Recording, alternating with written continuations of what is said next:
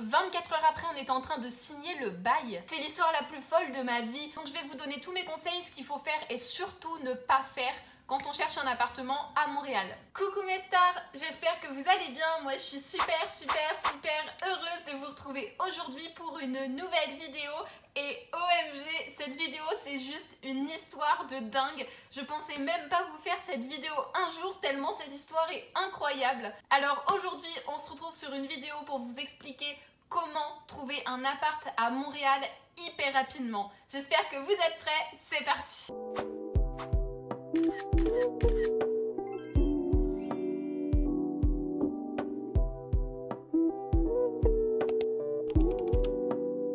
Alors cette vidéo va se dérouler en deux parties. D'abord je vais vous faire la story time de comment j'ai fait pour trouver un appartement absolument génial. Je dirais même l'appart de mes rêves en moins de 24 heures. C'est même pas une blague, c'est même pas une exagération. Et en deuxième partie, je vous donnerai tous mes conseils pour trouver un appart à Montréal parce que Dieu sait que j'ai galéré la première année. Alors cette deuxième année, je m'y suis super bien pris et ça a juste été parfait. Et je sais que cette vidéo va aider des gens. Alors c'est parti!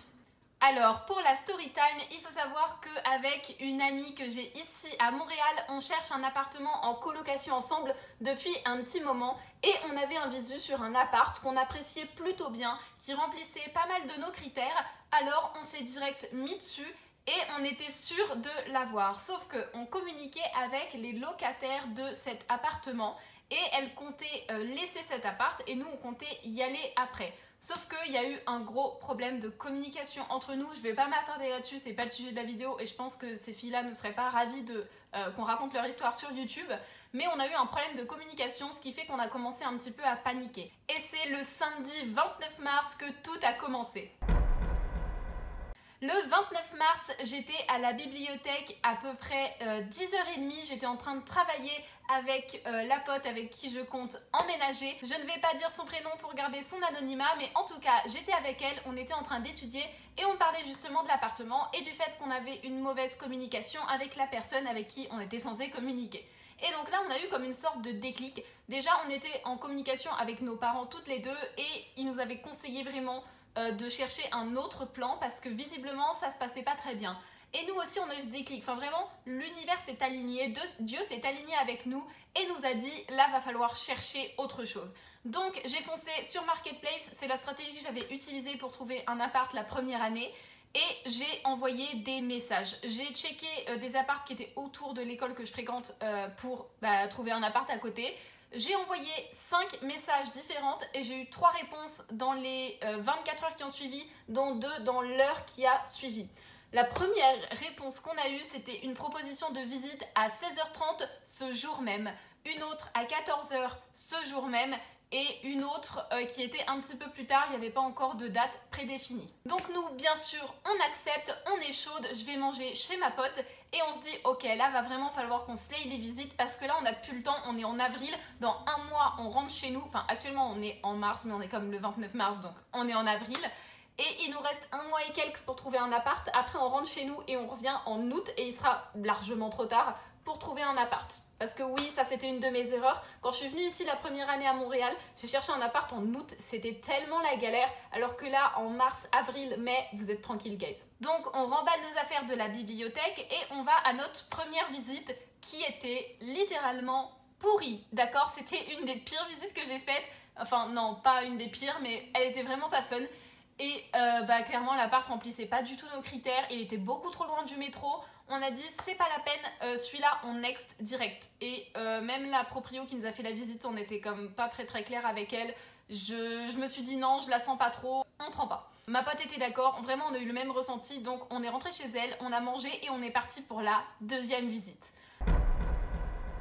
On arrive à cette deuxième visite, déjà on rencontre la fille du propriétaire, c'est elle qui nous a fait la visite et c'était déjà une personne très agréable. C'est toujours hyper rassurant quand on voit quelqu'un d'agréable et qui a l'air juste quelqu'un de normal et net dans la vie, honnête. On fait la visite et c'est juste le plus bel appartement que j'ai vu de toute ma vie. Je regarde ma pote, on est dans le même état, on est euphorique, l'appart est énorme, il a 2 chambres, donc une pour chacune d'entre nous, une super salle de bain, une super cuisine et un salon. On était juste en mode waouh, waouh, waouh. Le prix était dans notre budget, le chauffage était inclus, on avait juste l'électricité à payer. Le seul truc, c'est qu'il n'était pas meublé et ça, c'était quand même dans l'un de nos critères. Mais on s'est dit que c'était le critère le plus malléable parce qu'en soi, on a juste à faire livrer des meubles. C'est quand même pas le plus compliqué. Quand ton appart est loin du métro, alors que ton critère c'était d'être proche du métro, tu peux pas déplacer l'appartement. Alors quand ton critère c'est d'avoir des meubles, juste achète des meubles. Vous voyez ce que je veux dire ? Surtout que les appartements meublés sont beaucoup plus chers que les pas meublés, donc au final on va rentabiliser parce qu'on va sûrement rester 3 ans dans cet appartement. Donc on l'adore, on dit à la fille du propriétaire qu'on l'adore, qu'on a potentiellement d'autres visites de prévues, mais que celle-là nous a très emballé et qu'on va lui donner une réponse très très très rapidement, parce que ici à Montréal, il faut répondre hyper rapidement aux visites, d'accord ? On sort avec ma pote, on se dit juste que c'est dingue, on appelle nos parents, on leur dit que c'est dingue, ils sont d'accord. On envoie un mail à la fille du propriétaire, on lui dit qu'on est d'accord, on signe un document de demande de location, on fait un dépôt via Interac et pour valider la demande qu'on est vraiment à fond sur l'appart. Littéralement, dans la soirée, on la rappelle, on lui dit qu'on l'adore, qu'on est prêt à signer le bail et tout. Et le lendemain, on se voit avec ma pote parce qu'on était en train de remplir justement le document de demande de location. Donc on est actuellement dimanche 30 mars, on se retrouve dans cette même bibliothèque vers 10h30 du matin. Et on finit de remplir le document, on lui envoie et on lui dit voilà, on vous l'a envoyé, on est dispo pour signer le bail soit aujourd'hui, soit à partir de jeudi prochain parce que le lundi, mardi et mercredi, on a cours avec ma pote en même temps, enfin toute la journée, les 3 jours là, on n'est pas là. Elle nous envoie un message, elle nous dit écoutez, moi je suis libre dans 2 heures pour signer le bail avec vous. Il est littéralement, donc ça fait littéralement à 13h, dimanche 30 mars, on lui a envoyé un message la veille, samedi 29 mars à 13h01 pour lui dire qu'on était chaude pour la visite. 24 heures après, on était en train de signer le bail de notre appart de rêve. Je sais pas si vous vous rendez compte, dans un mois, j'emménage dans le meilleur appart que j'ai vu de ma vie avec genre ma pote d'amour en fait. Du coup, j'emménage littéralement avec la meilleure personne de cette terre dans l'appart de mes rêves qui remplit tous nos critères. C'est l'histoire la plus folle de ma vie en moins de 24 heures. Vous vous rendez compte ou pas ? Du coup, j'étais beaucoup trop heureuse et je voulais vous faire cette vidéo direct cette semaine parce que je me suis dit c'est une histoire de dingue. Et je vais tout de suite maintenant vous donner mes conseils parce que je sais que c'est vraiment la galère pour certains. Surtout quand on vient d'un autre pays, emménager dans un nouveau pays, c'est pas simple. Et le Canada, enfin surtout Montréal je pense, fonctionne vraiment différemment. Et moi j'avais pas du tout l'habitude de ça. En France, il faut savoir que ça se passe pas comme ça du tout. Donc je vais vous donner tous mes conseils, ce qu'il faut faire et surtout ne pas faire quand on cherche un appartement à Montréal. Mon premier conseil, ça va être d'utiliser la plateforme Marketplace qui est sur l'application Facebook. Marketplace, c'est vraiment le meilleur site, c'est là où les gens sont le plus réactifs, qui a le plus de demandes et d'offres. Donc vraiment Marketplace c'est le meilleur truc. Au début je regardais sur Kijiji et je suis très vite passée à Marketplace parce que c'est vraiment le meilleur. Ensuite, mon deuxième conseil, ça va être d'être sur place pour chercher un appartement. Ça, je pense que c'est littéralement un conseil qui s'applique à tous les pays. Mais à Montréal aussi, quand vous cherchez un appartement, vous devez être sur place. Il y a tellement d'arnaques sur Marketplace, enfin sur tous les sites, pas forcément sur Marketplace, je trouve même plutôt pas mal Marketplace. Mais il y a pas mal de petites arnaques, donc je vous en parlerai plus tard dans la vidéo. Donc vous devez être sur place et faire les visites. Si vous ne pouvez pas être sur place, pas de panique, il existe des personnes, je sais plus du tout le nom de l'emploi que c'est, mais vous pouvez payer des personnes pour littéralement visiter à votre place. Des personnes de confiance, c'est littéralement genre leur entreprise, leur job. Ils vont faire les visites à votre place, ils vous font des vidéos, un compte rendu et tout machin, et comme ça vous êtes sûr de payer un logement qui existe, littéralement. Troisième conseil, ne pas se donner de limite en termes de nombre de visites. La première année où je suis arrivée ici, j'ai dû faire entre 5 et 10 visites, on s'approche plutôt de 10 visites différentes.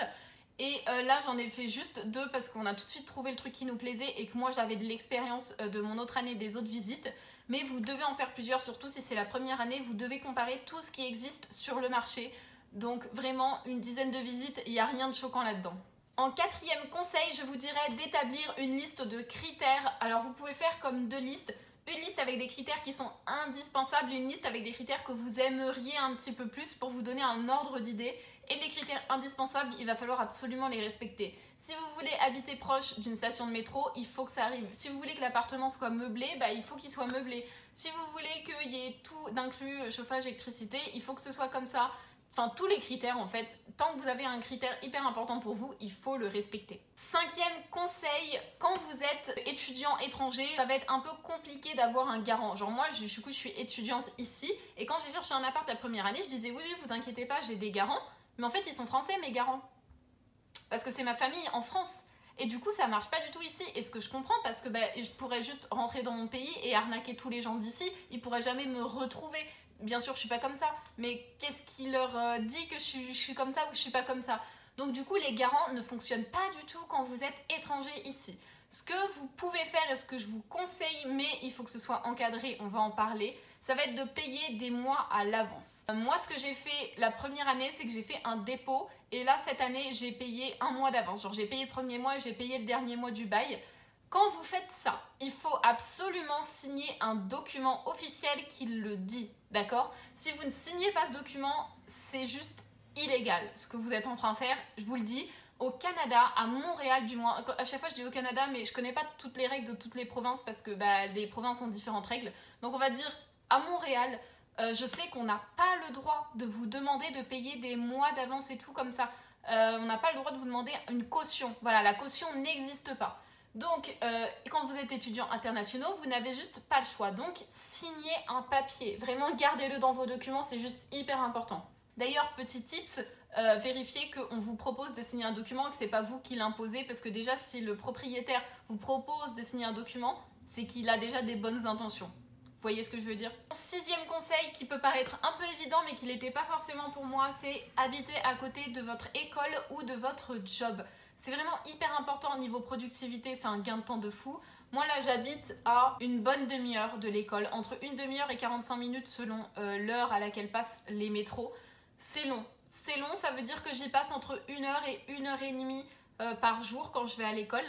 Ce qui me fait perdre vraiment un temps mais juste de dingue. Enfin, vous vous rendez compte ou pas? Donc, quand vous faites ça plusieurs fois dans la semaine, vous perdez très vite 5-6 heures de votre temps pour aller à l'école. C'est juste pas possible. Donc là, notre prochain appartement avec ma pote, on est beaucoup plus à côté de l'école. Et ça va me faire gagner beaucoup plus de temps. Et franchement, Dieu merci. 7e conseil, quand vous faites des visites, soyez présentable et poli. Je suis désolée de le dire, mais l'apparence va jouer un grand rôle dans les visites que vous allez faire. Est-ce que je vous demande d'être magnifiquement beau, d'être un mannequin, une mannequin pour aller faire une visite? Non. Soyez simplement présentable, poli, clair sur vos intentions. Nous, c'était plutôt facile parce qu'avec ma pote, déjà, on est 2 filles qui aimeraient être en coloc et c'est beaucoup plus simple. Il y a les stéréotypes qui vont avec. Quand on est 2 filles, les proprios sont toujours plus contents. On est étudiante dans une bonne école ici, HEC Montréal, donc on a quand même une garantie que si on peut payer nos études, on peut très bien payer l'appartement. On était présentable, on était très poli, on a direct dit qu'on était très organisé, qu'on n'était pas trop du genre à inviter des gens chez nous et tout.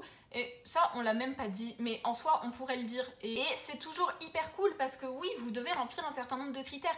Nous, à côté de 2 personnes qui seraient par exemple un garçon et une fille, qui seraient pas très organisées, pas très présentables, on va dire, pas très polis lors de la visite, qui s'en foutraient un peu, bah c'est sûr qu'à côté de nous deux, c'est nous qui allons être prises pour l'appartement. Je suis désolée, c'est comme ça que ça marche. Donc moi, je vous conseille vraiment d'être poli, d'être bienveillant, de montrer que vous êtes enthousiaste et que vous êtes sérieux. Et vous inquiétez pas, ça va très bien se passer. Et mon dernier conseil, faites attention aux arnaques. Moi, j'en ai eu plusieurs quand j'ai fait des visites et je vais vous expliquer comment les éviter parce que ça, c'est juste... J'aurais pu le mettre au début de la vidéo, c'est le plus important. Déjà, quand vous êtes sur Marketplace et que vous regardez les jolies photos des appartements, sachez que dans la plupart des cas, c'est faux. Les photos ne sont pas du tout représentatives du lieu. Alors déjà, c'est pas toujours facile de faire des photos représentatives, ça je veux bien. Mais quand tu prends une photo d'un appart 15 ans avant et que maintenant il est bien dégueulasse, qu'il y a de la moisissure, je sais plus comment on dit, mais vous voyez quand les tuyaux, de la rouille, quand il y a de la rouille sur les tuyaux, genre, ça c'est foutu. Et moi j'ai déjà fait beaucoup de visites avec ça, là sur la dizaine de visites que j'ai fait l'année dernière. J'étais choquée de l'état de l'appartement, des appartements, alors que les photos étaient juste incroyables. Donc faites les visites, c'est même pas une blague. Ensuite, par rapport aux arnaques, faire attention aux propriétaires. J'ai fait une visite où le proprio n'était clairement pas net. Je suis désolée, ça arrive. Je pense que c'est beaucoup plus rare que les photos pas vraies. Mais alors les proprios pas nets, comment j'ai su qu'il était pas net? Alors déjà, je l'ai un peu senti. Genre la personne, je la sentais pas très bien. Mais bon, il faut faire attention, c'est la première impression, je peux me tromper et tout. Faut savoir qu'en plus, j'étais avec un ami pour faire les visites. Et lui non plus, l'a pas très bien senti. On fait la visite et par chance, le locataire actuel était dans l'appartement. Le proprio va faire un tour, nous on se dépêche de parler au locataire. Il demande le proprio ça va, est-ce que le loyer c'est bien ça et tout. Et il nous a clairement dit que le proprio n'était pas net et qu'il lui avait déjà fait des crasses. On est parti en courant, c'est bon pour vous? Vraiment, on est sorti, le proprio était reparti dans son bureau, il nous a laissé tout seul, vraiment pas net du tout. Et je parle à Spot et puis je lui dis, bah écoute, qu'est-ce que t'en penses? Moi, je suis vraiment pas sûre de ce qui se passe là, je sais pas quoi faire, je me sens pas hyper bien, est-ce que tu peux m'aider quoi? Il est plus âgé que moi, hein, donc forcément il a plus d'expérience. Je me dis, est-ce que ça t'est déjà arrivé? Qu'est-ce que je dois faire? Il m'a dit qu'il le sentait pas très bien et que de toute manière, j'avais encore un petit peu de temps pour trouver un appartement. J'ai dit, bah tu sais quoi, on dégage, on est parti. On est parti et je ne regrette pas ça, je suis bien plus heureuse dans cet appartement-là que je l'aurais été dans l'autre. Attention à la propreté, comme je l'ai dit, les photos de cet appart-là, je parle du proprio aussi que j'ai rencontré, genre cet appart avec le proprio et tout. L'appart n'était pas propre, les photos n'étaient pas réalistes, enfin bref, l'appart le plus red flag que j'ai vu de ma vie. Et il y avait de la moisissure. Guys, s'il y a de la moisissure dans l'appart, c'est foutu, je suis désolée. Hein. La propreté, c'est hyper important. Et si jamais il y a des petits défauts dans l'appartement, je vous invite, si vous allez emménager dedans, à les prendre en photo pour vous assurer qu'ils étaient là dès le départ et que comme ça, à la fin, on ne vous dise pas, bah non, vous n'aurez pas votre caution, non, vous devez payer, vous avez abîmé l'appart, alors que c'était là dès le début. Les contrats, alors ça, j'en ai parlé au début de la vidéo, mais je préfère le redire ici. Quand vous signez votre bail, faites attention, lisez tout en détail. Comme je vous l'ai dit, si vous payez une caution, si vous payez les loyers d'avance, faites un papier, enfin, tout doit être écrit noir sur blanc. D'ailleurs, ce que j'ai appris récemment, sur un bail, vous pouvez très bien rajouter des choses au crayon. Par exemple, par rapport à l'appartement qu'on a littéralement dans lequel j'emménage en mai, sur la demande de location que j'ai signée, il y a marqué que le chauffage n'était pas inclus, alors que sur l'offre, il y avait marqué qu'il était inclus. Du coup, j'ai éclairci ça avec la fille du propriétaire et sur le bail, il y avait bien marqué que le chauffage était inclus. Vérifiez que tout est noté et si jamais c'est pas inclus, vous pouvez le noter au crayon sur le bail. Oui, le chauffage est inclus. Vraiment, ça peut se faire, ne signez pas un papier alors qu'il n'est pas complet. Et mon dernier conseil, ça va être vraiment de vous fier à votre ressenti et à votre instinct. Si vous ne sentez pas cet appartement, il est juste pas fait pour vous. Franchement, faut quand même faire attention parce qu'au bout d'un moment, si le temps presse, vous devez trouver un appartement, donc il va falloir adapter ses critères. Mais s'il y a vraiment une mauvaise énergie, que vous ne sentez pas le proprio, que vous ne sentez pas l'appart, qu'il y a quelque chose qui ne va pas, n'y allez pas. Franchement, vous allez vivre dans cet endroit, donc il faut quand même une bonne hygiène de vie, un bon sentiment de sécurité. Et voilà, j'en ai fini pour cette vidéo, j'espère qu'elle vous a plu. Si vous avez des questions par rapport à ça, n'hésitez pas à me les mettre dans les commentaires. Je sais que je reçois souvent des DM qui me demandent des infos sur le Canada, sur Montréal, parce que c'est normal, on s'informe quand on veut venir ici, alors n'hésitez pas à me poser des questions. En attendant, j'espère que la vidéo vous a plu. Si c'est le cas, n'hésitez pas à la liker, commenter, partager, vous abonner. N'hésitez pas non plus à vous abonner à mes autres réseaux sociaux, TikTok et Instagram. Et nous, on se retrouve la semaine prochaine pour une nouvelle vidéo qui sortira dimanche prochain, 10h au Canada, 16h en France. Moi, je vous fais des bisous, portez-vous bien.